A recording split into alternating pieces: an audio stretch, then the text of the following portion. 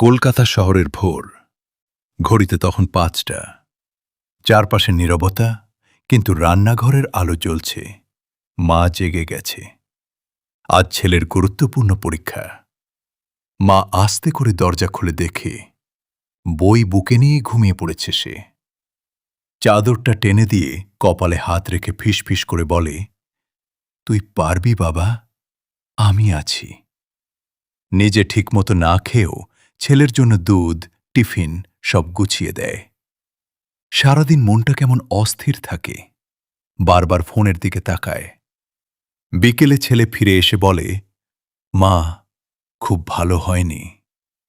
মা একটুও রাগ করে না, হেসে বলে, ফল যাই হোক, তুই চেষ্টা করেছিস। আমার কাছে তুই সবসময় প্রথম।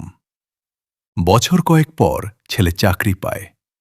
প্রথম বেতনের টাকা মায়ের হাতে দিতে গেলে মা আলতো করে তার হাতটা চেপে ধরে বলে, আমার কিছু চাই না বাবা, তুই মানুষ হয়েছিস, এইটাই আমার সবচেয়ে বড় পাওয়া।